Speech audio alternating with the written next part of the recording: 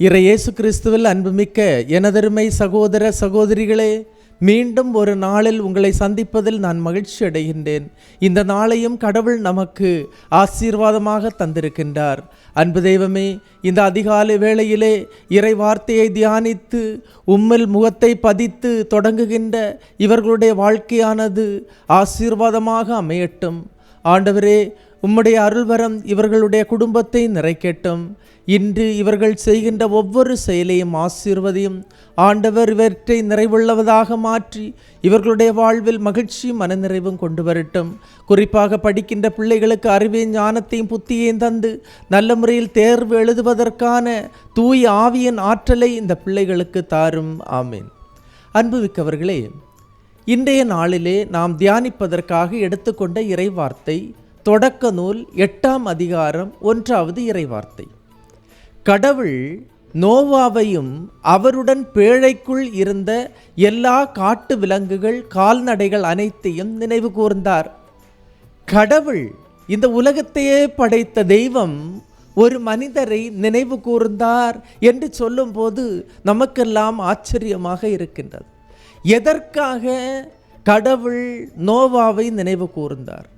நோவா பெரிய ஆள் அல்ல, செல்வம் உடையவர் ஆனதால் அல்ல, செல்வாக்கு மிக்கவர் ஆனதால் அல்ல, எல்லாவற்றிலும் மிகவும் போற்றுதற்குரியவர் என்பதால் அல்ல. மாறாக நோவா கடவுளின் வார்த்தையை கேட்டு கீழ்ப்படிந்தார். அந்த கீழ்ப்படிபவர்களுக்கு கடவுளின் சந்நிதியில் விலை உண்டு. அப்படிப்பட்ட குடும்பத்தை கடவுள் மறக்க மாட்டார். அன்புமிக்கவர்களே, பணம், செல்வாக்கு, படிப்பு, அந்தஸ்து, வாழ்க்கையில் உயர்ச்சி வரும்போதெல்லாம் ஒரு மனிதர் இன்னொரு மனிதரை மறப்பது உண்டு. ஆனால் கடவுள் அப்படிப்பட்டவர் அல்ல.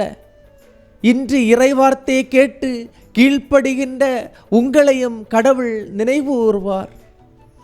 உங்களை சுற்றியிருக்கின்ற பிரச்சனைகளை கண்டு பயப்பட வேண்டாம், கலங்க வேண்டாம், திகைக்க வேண்டாம். ஏனென்றால் இறை வார்த்தை சொல்லுகின்றது, 1 பேதுரு 5:7 சொல்லுகின்றது, உங்கள் கவலைகளையெல்லாம் அவரிடம் விட்டுவிடுங்கள், ஏனெனில் அவர் உங்கள் மேல் கவலை கொண்டுள்ளார்.